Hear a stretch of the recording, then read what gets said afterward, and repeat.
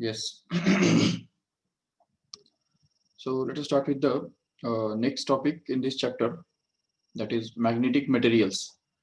Okay, तो magnetic materials के अंदर हमने लास्ट टाइम देखा था कि किस तरह से मैग्नेट का जो ओरिजिनेशन है या origin of magnetism we understood on the basis of the current, ठीक ना, current how the electron revolving around the nucleus produces the magnetic field and magnetic moment at the nucleus, and that is called as the means, magnetic moment of the electron, revolving electron. And every revolving electron has such magnetic moment, and because of that the whole atom behaves like a magnet.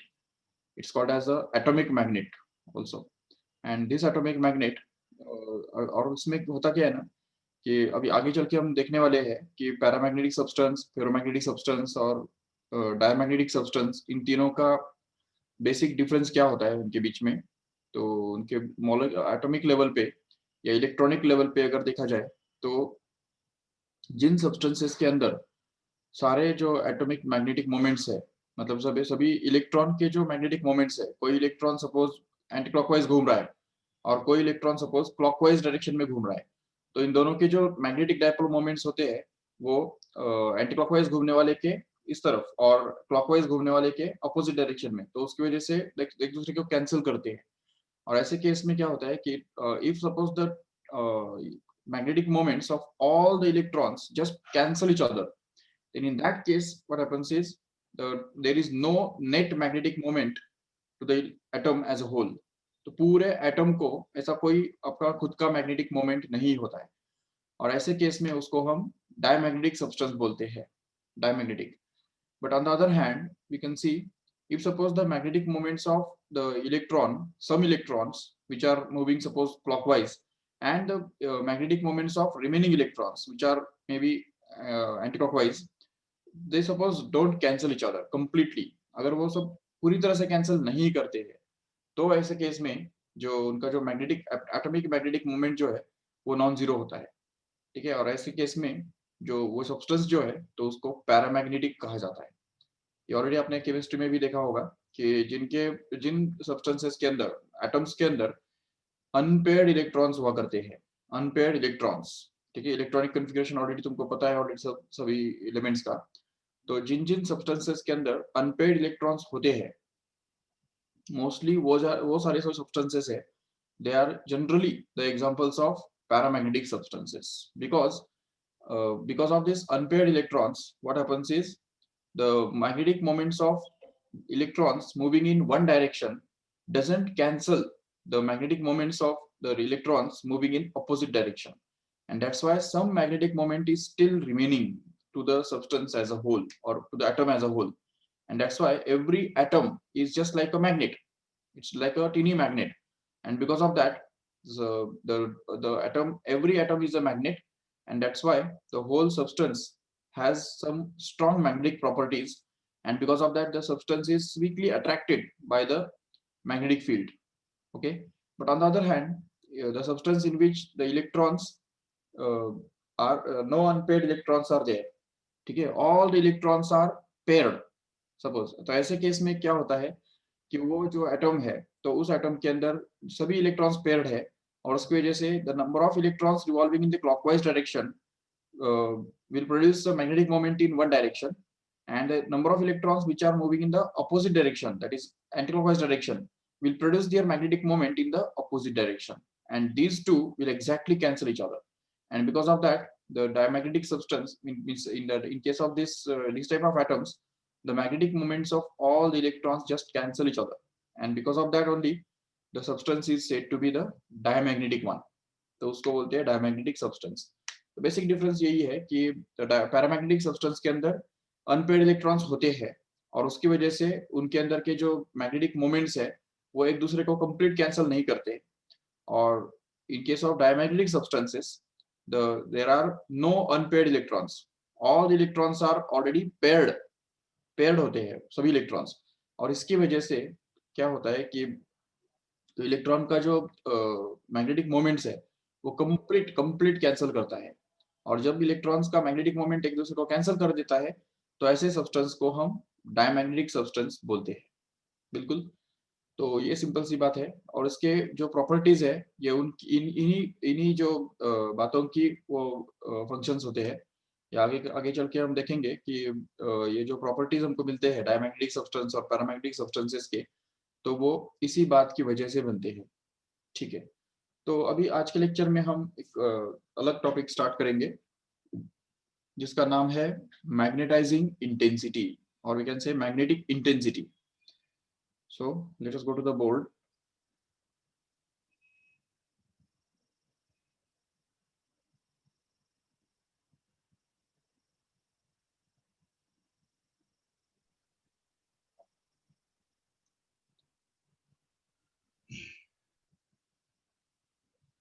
Yes.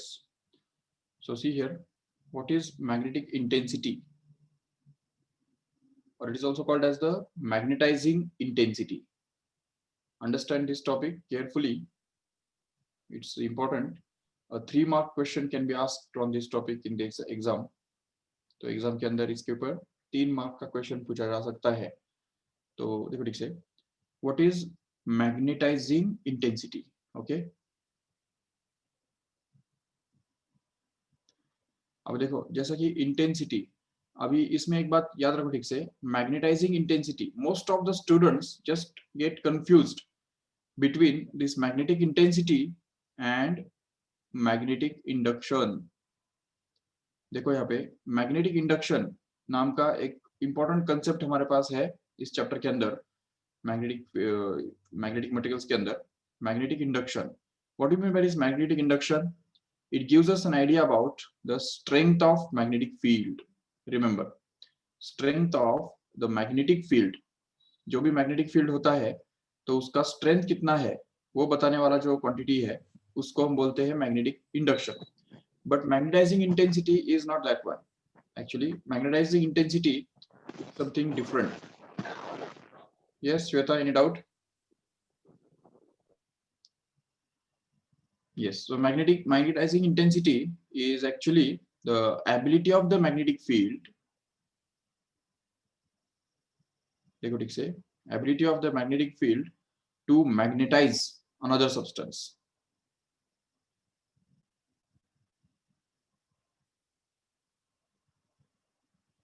किसी भी substance को magnetize करने का जो ability होता है उसको हम बोलते हैं मैग्नेटाइजिंग इंटेंसिटी। रिमेंबर, अभी आप पूछेंगे व्हाट इज मैग्नेटाइजिंग, मैग्नेटाइज का मतलब क्या है? अभी देखो ठीक से, मैग्नेटाइज का मतलब भी हमको समझना है अच्छी तरह से। देखो सपोज एक आयरन है, आयरन का एक रॉड है सपोज, ठीक है। अब ये जो आयरन का रॉड है वो खुद मैग्नेट तो है नहीं, right? It's not a magnet itself, but what happens is when we put it in the strong magnetic field like this, अगर एक कॉइल के अंदर अगर उसको रख देंगे और उस कॉइल में से अगर करंट पास कर देंगे, देखो जैसे हम ये करंट पास करेंगे तो उसकी वजह से क्या होगा कि ये जो सॉफ्ट आयरन है, ये सॉफ्ट आयरन खुद एक मैग्नेट के जैसा काम करने लगेगा। It will behave as a magnet itself and will produce the lines of force which are produced like the magnetic material, मतलब जो मैग्नेट के द्वारा जैसे लाइंस ऑफ फोर्स प्रोड्यूस होते हैं, सेम वैसे ही ये सॉफ्ट आयरन जो है वो एक मतलब वो एक लाइंस ऑफ फोर्स प्रोड्यूस करेगा।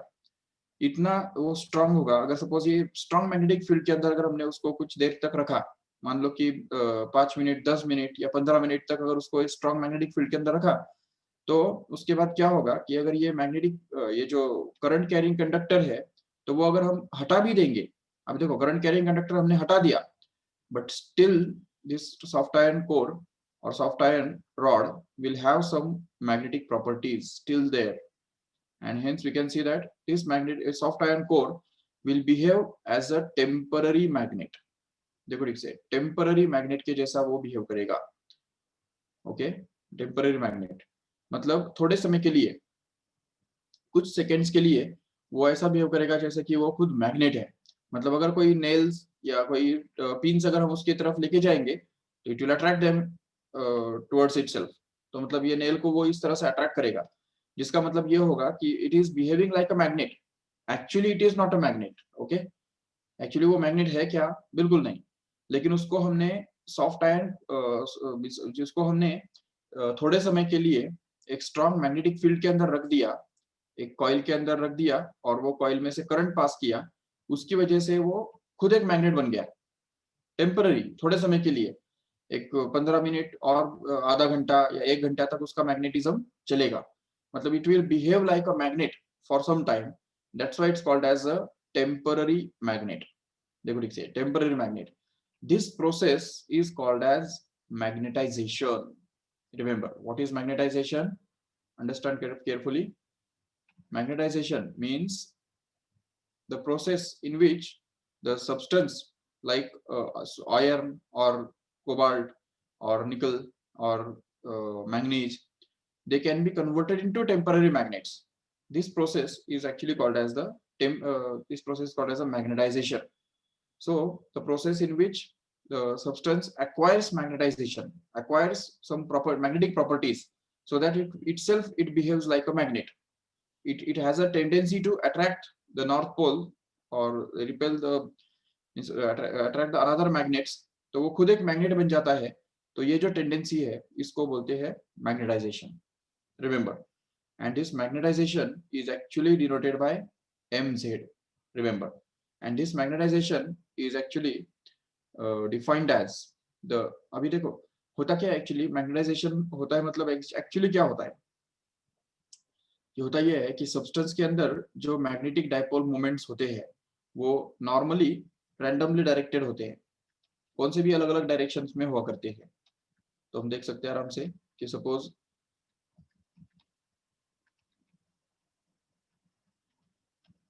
यस, बिफोर दिस मैग्नेटाइजेशन, मतलब ये सॉफ्ट आयरन कोर को मैग्नेटाइज करने से पहले सिचुएशन क्या होगा। तो देखो ये जो है, ये इस तरह से उसके अंदर के जो ये है मैग्नेटिक डाइपोल मोमेंट्स है, तो वो अलग अलग डायरेक्शंस में रैंडमली डायरेक्टेड होंगे। लेकिन देखो ऐसे, तो कोई इस तरफ, कोई इस तरफ, कोई इस तरफ, किसी भी डायरेक्शन में वो रैंडमली डायरेक्टेड हो सकते हैं। But when this soft iron core or soft iron rod is kept in a magnetic field, एक मैग्नेटिक फील्ड के अंदर अगर जब हम उसको रख देंगे तो क्या होगा, देखो एक से सपोज ये मैग्नेटिक फील्ड के अंदर उसको हमने रख दिया और उसके अंदर करंट पास किया, जिसकी वजह से एक स्ट्रॉन्ग मैग्नेटिक फील्ड यहाँ पे पैदा हो गया। अभी इस मैग्नेटिक फील्ड की वजह से क्या होगा, all these magnetic moments will just turn themselves in the same direction as that of the applied magnetic field, ये देखो ऐसे। so all these magnetic moments will be aligned in the direction of magnetic field। ये देखो इस direction में magnetic field है, तो इसलिए ये सारे जो मैग्नेटिक डाइपोल मोमेंट्स है वो इसी डायरेक्शन में अलाइन हो गए। और ये जो प्रोसेस है, तो ये प्रोसेस होता है मैग्नेटाइजेशन के दौरान। तो how you measure this magnetization then, तो ये मैग्नेटाइजेशन हम मेजर कैसे करेंगे। तो मैग्नेटाइजेशन मेजर करने के लिए एक सिंपल सा फॉर्मूला हमको यूज करना होगा। तो magnetization is actually defined as कितने नंबर ऑफ डाइपोल मोमेंट्स पैदा हो गए per unit volume, total volume of this whole rod. तो अगर इस पूरे रॉड का वॉल्यूम अगर मान लो v है, okay, v is going to be the volume of this whole rod, and suppose that इस पूरे रॉड के अंदर कैपिटल M इतने जो डाइपोल मोमेंट्स पैदा हो गए, ठीक है। या ऐसा बोल सकते हैं कि एक डाइपोल मोमेंट का जो मतलब एक एक डाइपोल का जो डाइपोल मोमेंट है, तो वो अगर सपोज M1 है, दूसरे का M2 है, तीसरे का सपोज M3 है, so we can add up all these dipole moments and get this total dipole moment produced in this substance to be summation of mi here, okay. And this summation of mi has to be divided by the volume of this whole substance so as to get this magnetization, which is denoted by mz. So this is the formula for magnetization. Remember, it is the net dipole moment produced in the substance per unit volume. This is called as the formula for magnetization. Remember, okay. तो magnetisation का जो symbolic formula है, symbol में formula कैसा है, ये देखो ये ऐसा है, net dipole moment which can be obtained by summing of all the magnetic moments of the substance here, and that is to be divided by this volume here, so that we get this magnetization. See here, why we have to divide it by volume, because सी अगर suppose एक ऐसा एक substance है, देखो मैं example बताता हूँ। अगर मान लो एक सब्सटेंस है, मतलब एक रॉड है सपोज, और इस रॉड के अंदर उसका वॉल्यूम बहुत बड़ा है, लेकिन सिर्फ 5 डायपोल मोमेंट्स या 4 ही डायपोल मोमेंट्स उसके अंदर प्रोड्यूस हो गए। ये देखो 1 2 3 4 बस, ठीक है। और इसका वॉल्यूम है suppose 100 centimetre cube, okay. And magnetic dipole moments are only 4, okay. ये 4 एम्पियर मीटर स्क्वायर इतना मैग्नेटिक डायपोल मोमेंट प्रोड्यूस हो गया, और वो भी 100 सेंटीमीटर स्क्वायर इतने एरिया के अंदर, या वॉल्यूम के अंदर, सॉरी क्यूब ना, वॉल्यूम, यस। और दूसरी तरफ मान लो कि एक दूसरा रॉड है जिसका वॉल्यूम थोड़ा छोटा है, देखो ठीक से, ये दूसरा रॉड है जिसका वॉल्यूम थोड़ा छोटा है, कम है वॉल्यूम। सपोज कि उसका वॉल्यूम जो है वो सिर्फ 40 या 20 सेंटीमीटर क्यूब है, but the magnetic dipole moments produced in this small rod here is suppose going to be like 1 2 3 4 5 6 7 and 8, okay। तो देखो 8 dipole moments are produced in this 20 centimeter cube only, and here we can see 4 dipole moments are produced in 100 centimeter cube volume actually. So if we take the ratio here, तो यहाँ पे क्या है ना, volume बहुत ज्यादा है, जबकि डायपोल मोमेंट्स जो प्रोड्यूस हुए वो तो बहुत कम है, राइट। तो इसलिए जो रेशियो है, तो ये रेशियो यहाँ पे 4/100, ये रेशियो बहुत छोटा बन जाएगा, राइट। बट यहाँ पे अगर देखते हो तो dipole moments are 8 actually, which are in the volume 20 centimeter cube, right? So if ratio find it out, then 8 divided by 20, this ratio will be very very large as compared to this one here, just because यहाँ पे सिर्फ 4 dipole moments और 100 centimetre cube volume के अंदर produce हुए हैं, और यहाँ पे 8 डायपोल मोमेंट्स सिर्फ 20 सेंटीमीटर क्यूब वॉल्यूम पे प्रोड्यूस हुए हैं। तो डेंसिटी किस में ज्यादा है, क्या कहेंगे? जरूर ये सेकंड वाले के अंदर डेंसिटी ज्यादा है ना डायपोल मोमेंट्स का। That is we are going to measure here by this magnetization. तो यहाँ पे नेट डायपोल मोमेंट्स को वॉल्यूम से डिवाइड करना क्यों जरूरी है, समझा ठीक से? नेट डायपोल मोमेंट जितने ज्यादा होंगे, नो डाउट मैग्नेटाइजेशन भी उतना ज्यादा हो कहलाएगा, बिल्कुल। लेकिन जो वॉल्यूम है, वॉल्यूम जितना ज्यादा होगा उतना मैग्नेटाइजेशन कम कहलाएगा।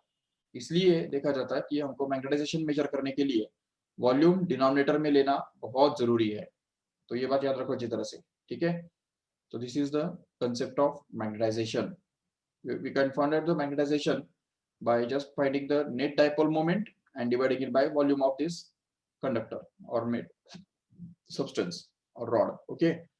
तो और उसका यूनिट क्या होगा ये भी हम पता कर सकते हैं आराम से, क्योंकि मैग्नेटाइजेशन जो है, मैग्नेटाइजेशन का यूनिट निकालने के लिए क्या जरूरी है, mz is equal to net dipole moment, which is summation of mi, and that is to be divided by volume.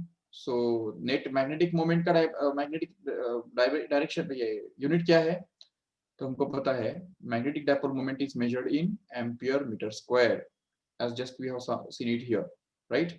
And what is the unit of volume? It is meter cube, right? So if we divide this ampere meter square by meter cube here, then this meter square just gets cancelled, and what we are left with is simply ampere per meter. So this is going to be the unit of magnetization. Remember, ampere per meter. याद रखेंगे बिल्कुल। And obviously dimensions can be found out easily, because we can say it is I1 L minus 1. That's it. These are the dimensions of this magnetic dipole magnetization here. Remember. चलो ठीक है। So this is the concept of magnetization. Yes. इसमें कुछ doubt है किसको? What is magnetization? How it is defined? What is its SI unit? And what does it represents basically? What does this magnetization gives us an idea about? Magnetization से हमको क्या पता चलता है? अगर मैग्नेटाइजेशन ज्यादा है मतलब क्या, मैग्नेटाइजेशन या कम है उसका भी मतलब क्या? Which ability is expressed by the concept of magnetization? Magnetic field. नहीं, magnetic field is a different thing. Magnetization is a different thing. Yes, anybody?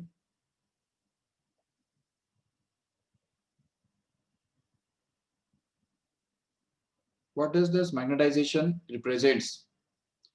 See here, the magnetization actually represents the extent up to which the substance is magnetized.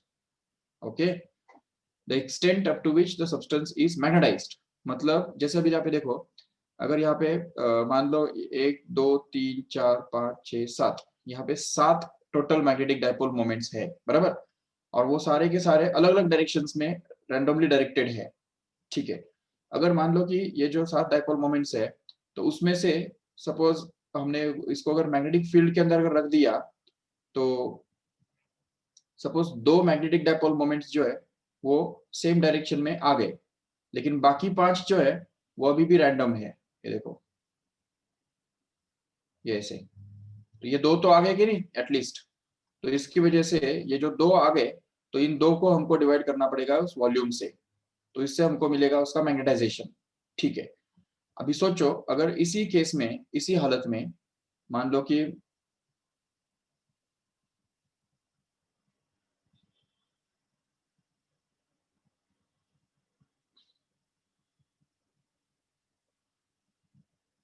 देखो, अगर इसी substance को हमने अगर magnetise किया, दूसरे किसी मैग्नेटिक फील्ड के अंदर अगर रख दिया, और वो मैग्नेटिक फील्ड थोड़ा ज्यादा स्ट्रांग है सपोज, ठीक है, और अभी ऐसा हो गया कि ये 4 मैग्नेटिक डाइपोल मोमेंट्स जो है वो डायरेक्शन में आ गए, मैग्नेटिक फील्ड के डायरेक्शन में आ गए, लेकिन 3 जो है वो अभी भी रैंडम है, तो ऐसे केस में क्या कहेंगे?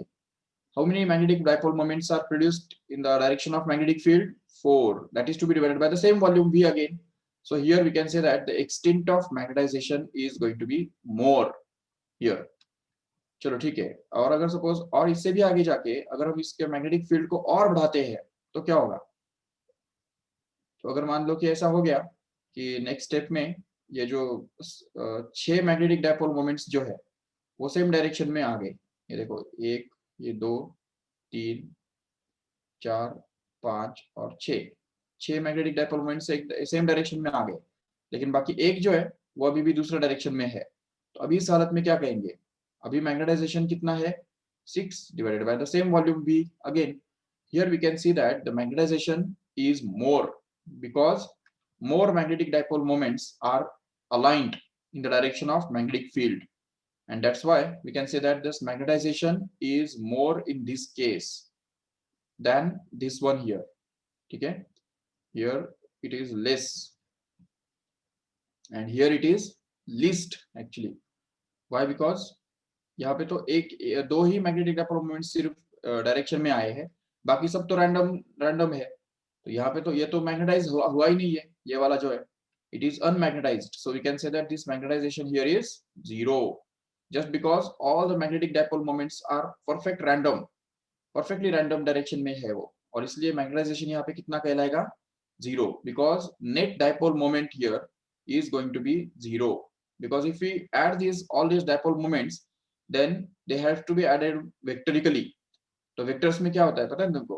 अगर समझो एक ऐसा वेक्टर है और एक ऐसा वेक्टर है, तो इन दोनों का सम कितना आता है? 0 वेक्टर आता है। सेम वैसे ही अगर हमारे पास एक ऐसे 4 वेक्टर्स है, एक ऐसा है, एक ऐसा है, ये ऐसा है और एक चौथा ऐसा है, तो इन चारों का वेक्टर सम अगर वर्कआउट करेंगे तो कितना आएगा? जरूर ओ बार आएगा, करेक्ट है? तो इसलिए ये पूरा जो है, तो जब भी सभी वेक्टर्स का सम 0 होता है, तो उस केस में उसको हम कहेंगे अनमैग्नेटाइज्ड, and hence its magnetization will be called to be 0. Remember, so what is magnetization? It is the extent up to which the substance gets magnetized, or we can say the extent up to which the net dipole moment is produced in the substance in a small volume. Okay, कितने ज्यादा से ज्यादा magnetic dipole moments produce हुए हैं कम से कम volume के अंदर, उसको बोलते हैं magnetization. Remember,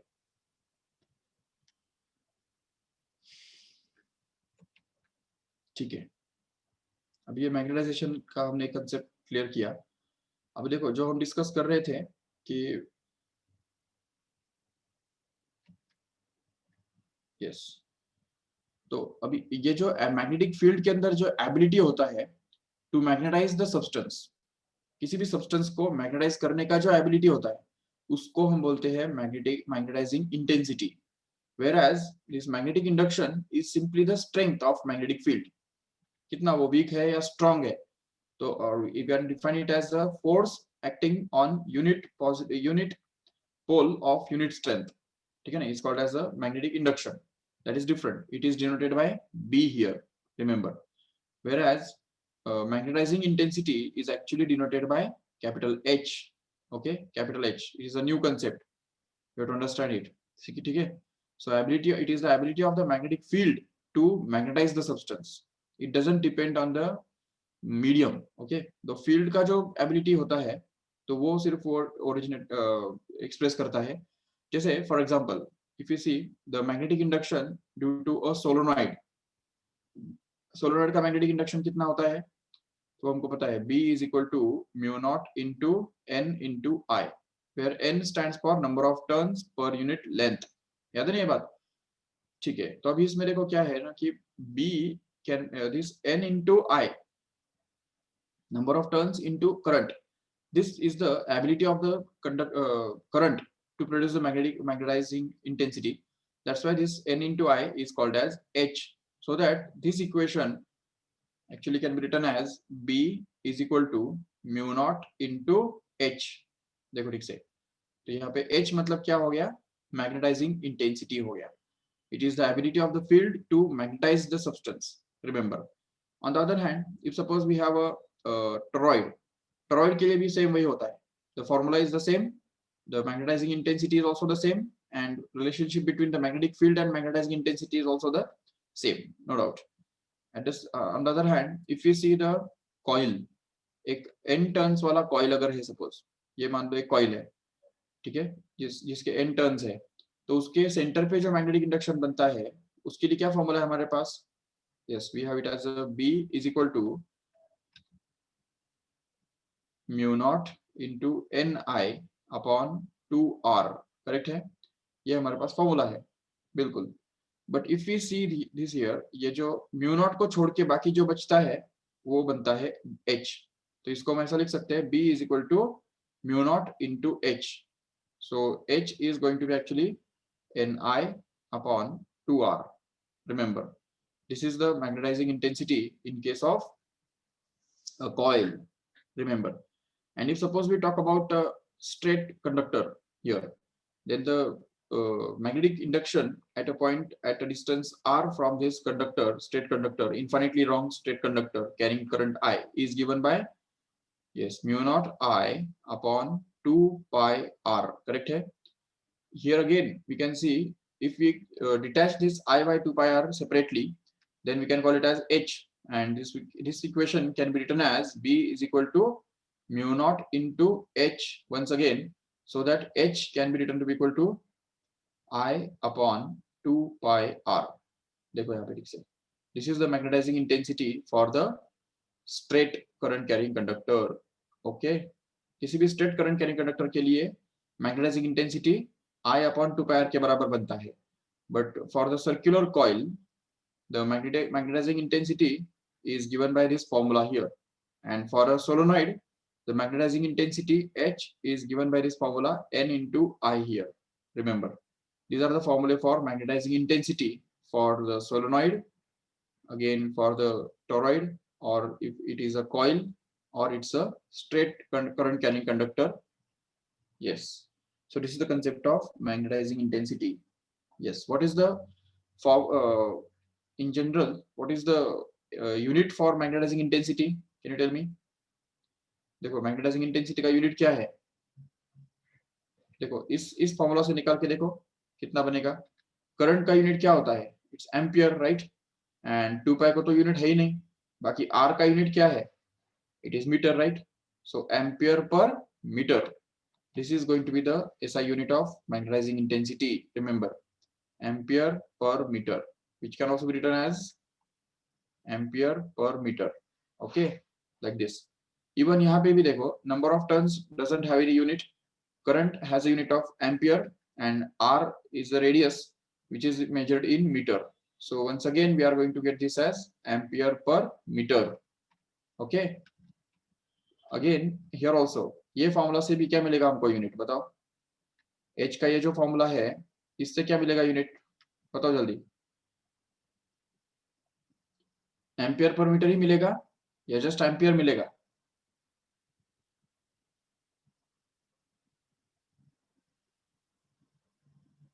yes, magnetising intensity का जो यूनिट है तो इस फॉर्मूला से हमको क्या मिलेगा, whether we get it as ampere per meter or just ampere only.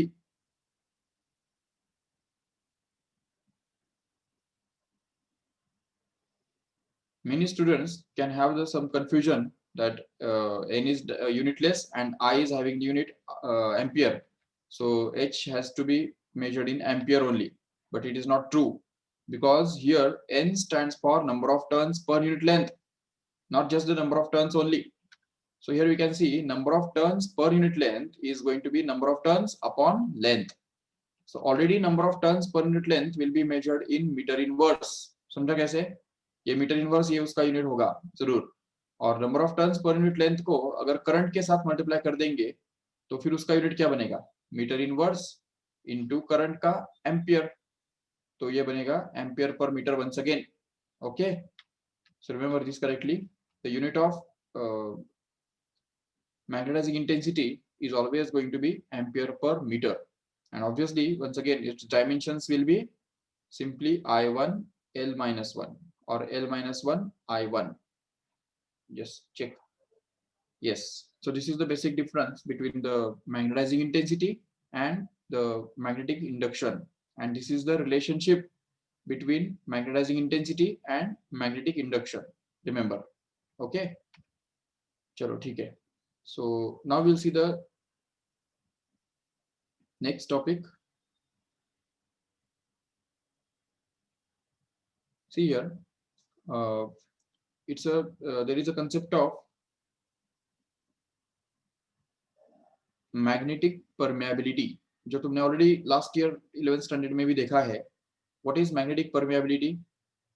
उसको म्यू नॉट से हम डिनोट करते हैं, जिसका वैल्यू तुमने देखा होगा 4 पाई इंटू 10⁻⁻7 हुआ करता है. What is this magnetic permeability?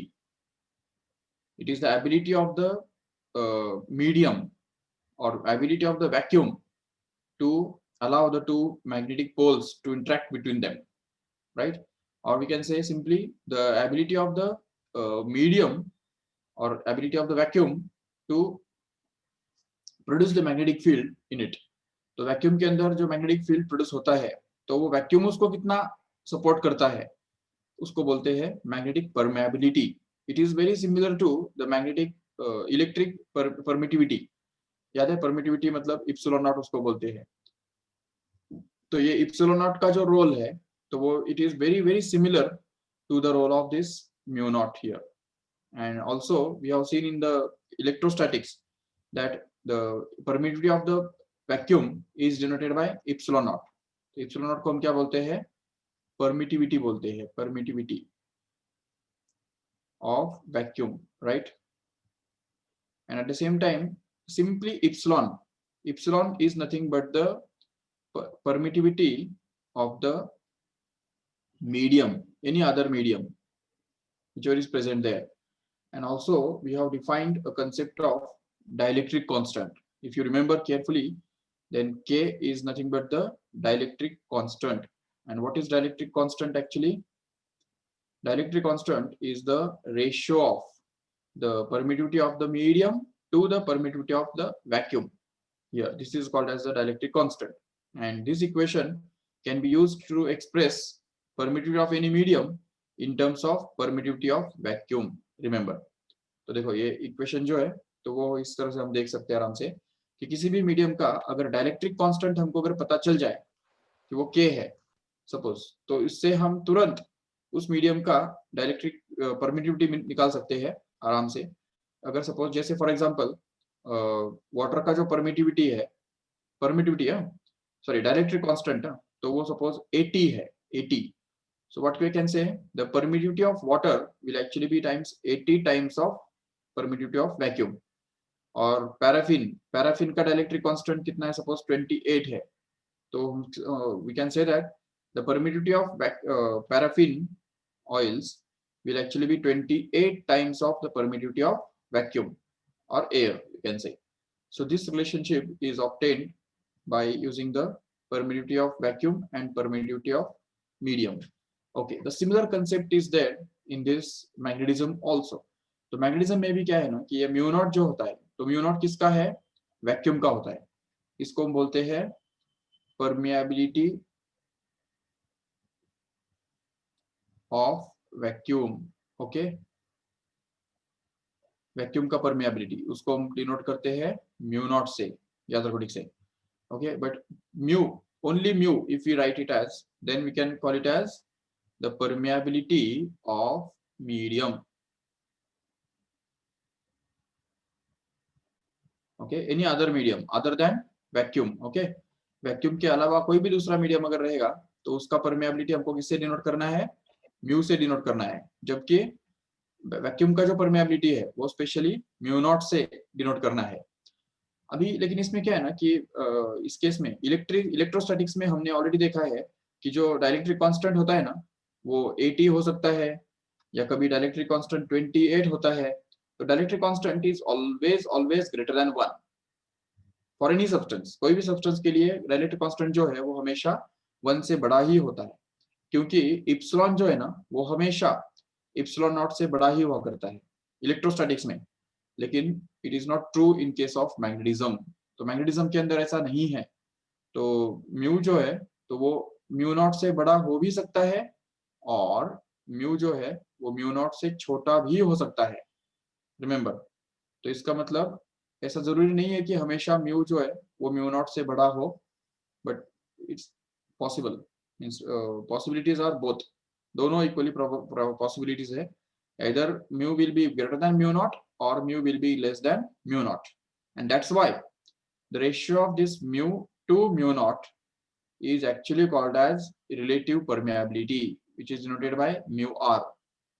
क्या बोलेंगे उसको? relative permeability. remember, okay, relative मतलब क्या? with respect to. तो permeability of medium as compared to the permeability of vacuum is called as the relative permeability, and it is denoted by always mu r. So this mu r is playing the same role as that of this k here, that is directly constant in the electrostatics, right? So that if we transfer this mu naught in that side, then we can get this mu is equal to mu r into mu naught, which is the same relationship as like this one here. देखो ये relationship और ये relationship बिल्कुल similar है, सिर्फ ये magnetism के अंदर है और ये वाला जो है वो इलेक्ट्रोस्टैटिक्स के अंदर है. बस उतना ही डिफरेंस है उसके बीच में, बस. That's it. समझा ठीक से?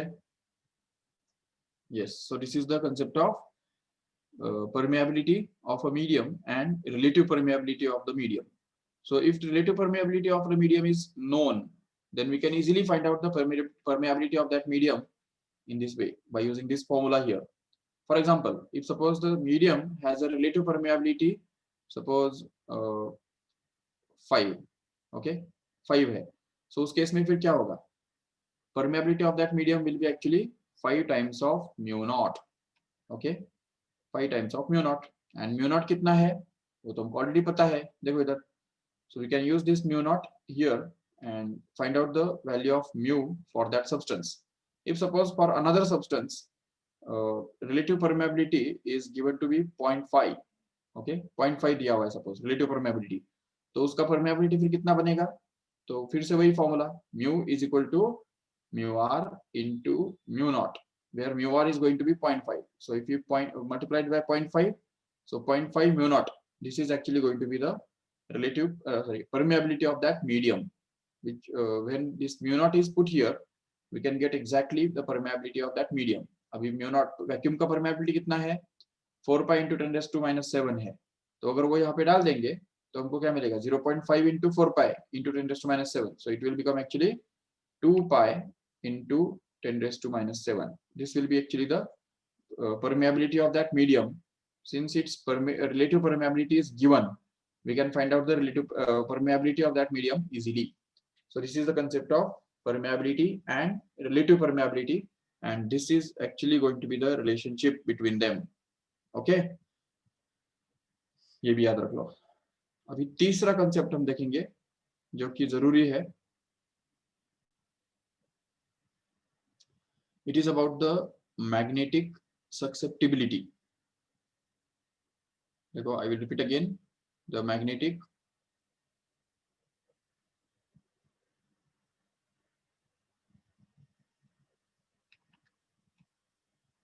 susceptibility. Okay, स्पेलिंग देखो ठीक से. It is susceptibility. Okay, और susceptibility भी बोल सकते हो उसको. But what is it exactly? See here, it is denoted by actually chi. Okay, this is the Greek letter chi. It is denoted by. So magnetic susceptibility is nothing but the ratio of magnetization to the magnetizing intensity. क्योंकि देखो होता क्या है कि अगर मान लो एक magnetic field है जो कि किसी वायर के द्वारा प्रोड्यूस किया हुआ है, कॉइल की वजह से प्रोड्यूस किया हुआ है, ठीक है. और इस कॉइल के अंदर अगर हम सपोज एक रॉड रखते हैं, देखो ठीक से, suppose we keep a rod inside this coil. तो समझो एक आयरन का रॉड हमने इसके अंदर डाल दिया. Yes, so because of this iron rod, this coil और this rod, iron rod will get magnetized. Correct है. यहाँ पे मैग्नेटिक लाइंस ऑफ फोर्स बनेंगे. ये समझो मैग्नेटाइज हो गया. ठीक है. अभी सोचो अगर ये रॉड हटा देंगे इसमें से और उसके बदले अगर दूसरा कोई सब्सटेंस डाल देंगे जो कि मान लो वुड है. ओके, वुड डाल देंगे उसके अंदर. चलो ये सपोज वुड का बना हुआ एक रॉड जो है वो हमने उसके अंदर डाल दिया. अभी जैसे ये वुड डाल दिया तो क्या वो मैग्नेटाइज होगा? बिल्कुल नहीं. उसमें से तो बिल्कुल भी लाइंस ऑफ फोर्स नहीं निकलेंगे. उसका मैग्नेटाइजेशन जो है वो बहुत कम होगा. इतना कम जो पता भी नहीं चलेगा हमको कि वो मैग्नेटाइज हुआ भी या नहीं. No doubt. सो ऐसे केस में इसको हम कहेंगे इस सब्सटेंस का जो एबिलिटी है टू गेट मैग्नेटाइज्ड वो बहुत कम है. इसीलिए उसको हम बोलेंगे its magnetic susceptibility is very small. Okay, because wood है, वो wood है ना, वो जो हर एक सब्सटेंस जो है, हर एक सब्सटेंस का अपना खुद का एबिलिटी होता है मैग्नेटाइज होने का. उसको हम मेजर करते हैं ये काय के द्वारा, मैग्नेटाइजिंग इंटेंसिटी के द्वारा. क्योंकि देखो अगर सपोज ये जो सब्सटेंस है वो सब्सटेंस कितना उसका मैग्नेटाइजिंग इंटेंसिटी या मैग्नेटिक ससेप्टिबिलिटी ज्यादा है, वो कैसे पता चलेगा? अगर सपोज उसको हमने बहुत वीक मैग्नेटिक फील्ड के अंदर रख दिया, मतलब H is very small but वो मैग्नेटाइज बहुत ज्यादा हो गया, मतलब मैग्नेटाइजेशन इज वेरी हाई. तो in that case we can say that chi is going to be very high. Right है, नो डाउट. लेकिन on the other hand if suppose अगर किसी सब्सटेंस को जस्ट लाइक वुड जैसे वाले substance को अगर हमने एक बहुत ज्यादा स्ट्रॉन्ग मैग्नेटिक फील्ड के अंदर रख दिया, मतलब magnetic field is going to be very strong, no doubt, but वो मैग्नेटाइज ही नहीं हो रहा है. बहुत ज्यादा स्ट्रॉन्ग मैग्नेटिक फील्ड में रखने के बाद भी मैग्नेटाइजेशन उसका बहुत कम है, ऑलमोस्ट निग्लिजिबल है. तो ऐसे केस में हम उसको बोलेंगे इट्स काय, that is magnetic susceptibility is very small. Remember, तो मैग्नेटिक ससेप्टिबिलिटी ज्यादा होने का मतलब है कम मैग्नेटिक फील्ड के अंदर भी वो ज्यादा मैग्नेटाइज होना चाहिए, just like iron. Okay, but on the other hand susceptibility कम होने का मतलब क्या है कि कितना भी ज्यादा मैग्नेटिक फील्ड अप्लाई करो उसका मैग्नेटाइजेशन बहुत कम रहने वाला है, just like would hear. Okay, तो ज्यादा मैग्नेटिक फील्ड के अंदर रखने के बाद भी अगर मैग्नेटिक इंटेंसिटी अगर कम मिलता है तो इसका मतलब उसका काय कम है. ठीक है. और अगर कम से कम मैग्नेटिक फील्ड के अंदर रख के भी अगर उसका मैग्नेटाइजेशन अगर ज्यादा मिलता है तो उसका मतलब उसका मैग्नेटिक ससेप्टिबिलिटी ज्यादा है. So what is magnetic susceptibility? What does it gives us an idea about? It represents the ability of the substance to get magnetized. Okay, कितना इजीली कोई भी सब्सटेंस मैग्नेटाइज हो सकता है. उसको हम बोलते हैं magnetic susceptibility. And actually, if we see carefully, then the magnetic susceptibility will not have any unit, just because it is the ratio of the two quantities which are having the same unit. Just like just अभी अभी हमने देखा कि magnetisation का ये क्या है, unit क्या है, एम्पियर पर मीटर, करेक्ट है। और ये H जो है मैग्नेटाइजिंग इंटेंसिटी, उसका यूनिट क्या है, वो भी एम्पियर पर मीटर, करेक्ट। तो ampere per metre just gets cancelled and we get that this chi, that is the magnetic susceptibility, as unitless quantity, and also it is the dimensionless one. Okay, तो dimensions भी नहीं है उसको. Yes, it is a pure number.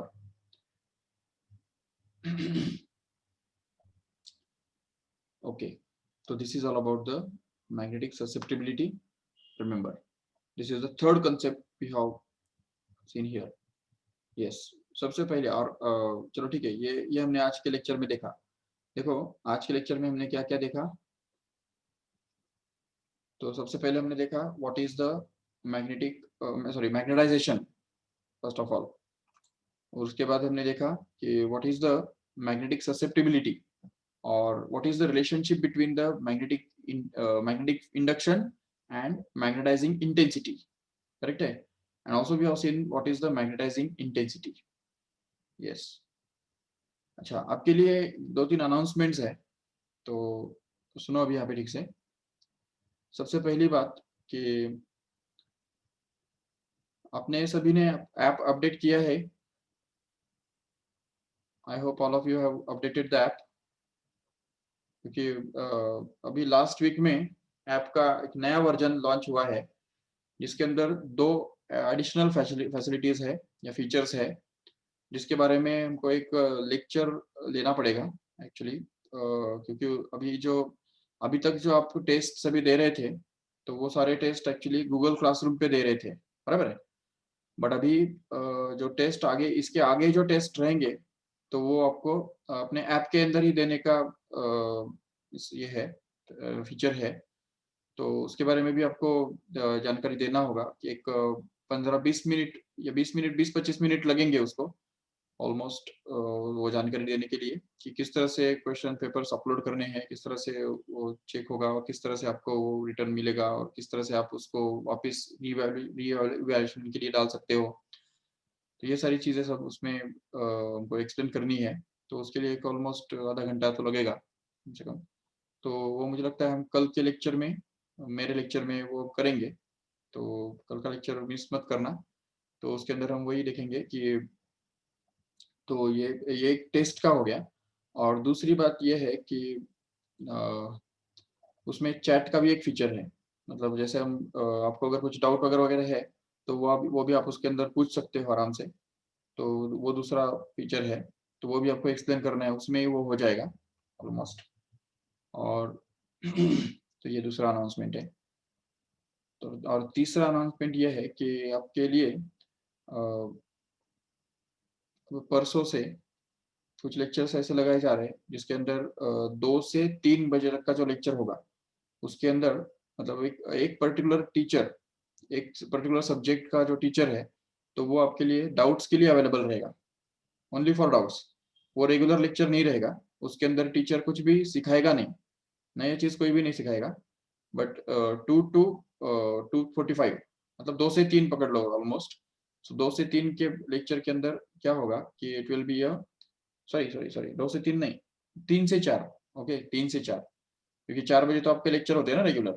तो 4 बजे से पहले वाला जो लेक्चर है, सो 3 से 4 बजे तक का जो टाइमिंग है, उसके अंदर एक ऐसा सेशन रहेगा जिसके अंदर आपका एक टीचर जो है, वो पर्टिकुलर टीचर पर्टिकुलर सब्जेक्ट का डाउट्स के लिए अवेलेबल रहेगा। ओके, तो please take note of this. तो एंड उसको ठीक से रिस्पांस दो, क्योंकि नॉर्मल लेक्चर्स में तो आप डाउट्स कुछ भी नहीं पूछते हो। तो होप सो कि आपको जो भी डाउट्स है, तो वो अगर आप सपोज नॉर्मल लेक्चर्स में नहीं पूछ सकते हो, तो वो आप ऐसे डाउट सेशंस के अंदर एटलीस्ट पूछ सकते हो। तो उसमें 1-to-1 रहेगा, मतलब 1-to-1 सेशन रहेगा वो। उसके अंदर एट अ टाइम सिर्फ एक ही स्टूडेंट लॉग इन कर पाएगा। उसमें जो अगर सपोज एट अ टाइम अगर 2 स्टूडेंट्स अगर आते हैं, तो जब तक पहले स्टूडेंट्स का डाउट कंप्लीट नहीं होता, तब तक दूसरा स्टूडेंट को वेटिंग रूम में रुकना पड़ेगा। और जैसे ही पहले स्टूडेंट का डाउट कंप्लीट हो जाता है, तो उसके बाद फिर वो लीव कर सकता है, फिर दूसरा स्टूडेंट को इस वेटिंग रूम से अंदर इंटर किया जाएगा। So accordingly, this type of doubt sessions are arranged from day after tomorrow. Okay, तो परसों से वो चालू हो जाएगा, तो वो याद रखो ठीक से। और ये टेस्ट और असेसमेंट का जो और होमवर्क का जो ट्रेनिंग है, तो वो मैं कल के लेक्चर में, मेरे लेक्चर में वो आधा घंटा में दे दूंगा। और आज का आपका होमवर्क जो है, तो वो होमवर्क आपको चैट सेक्शन में भी मिल जाएगा। और मैं अभी बता भी देता हूँ, होमवर्क वही है कि सबसे पहला क्वेश्चन आपके लिए ये होगा कि व्हाट इज और define magnetizing intensity, okay, and what is its SI unit and dimension. Second question will be what is magnetization, define magnetization and give its formula and give its SI unit and dimensions. Okay, और तीसरा question ये रहेगा कि give the relationship between the magnetizing intensity and the magnetizing magnetic field और magnetic induction. तो magnetic induction और magnetizing intensity, इन दोनों के बीच में जो रिलेशनशिप है, वो हमको देना है। और चौथा क्वेश्चन ये रहेगा कि that is the what is the magnetic susceptibility. ठीक है, मैग्नेटिक ससेप्टिबिलिटी क्या होता है, and give its formula and SI unit and dimensions. Okay, ये 4 क्वेश्चंस आपको आज के लिए होमवर्क के फॉर्म में करने हैं। ठीक है, वो उसमें वो करके रखो, कल के लेक्चर में मैं बताऊंगा कि किस तरह से आपको उसमें सबमिट करना है। और एक बात कि आज आपका बायो का टेस्ट था, किसी का भी मुझे व्हाट्सएप या कुछ कॉल वगैरह नहीं आया कि सर आपने बायो का टेस्ट गूगल क्लासरूम पे नहीं डाला, या कुछ होने वाला है या नहीं होने वाला है क्या कुछ। तो वो यही है कि अपने ऐप में ही वो होने वाला है वो टेस्ट। तो इसके लिए मैंने वो होल्ड पे रखा है। तो कल या परसों वो ऐप के अंदर ही आपको वो मिल जाएगा, उसका क्वेश्चन पेपर भी। और उसमें जैसे ही आप उसका ये करते हो, सॉल्व करके सबमिट करते हो, तो उसके बाद आपको आंसर पेपर भी मिल जाएगा। So accordingly that is the announcement from my side. Okay, चलो ठीक है। सो let us and this lecture here. Thank you all of you.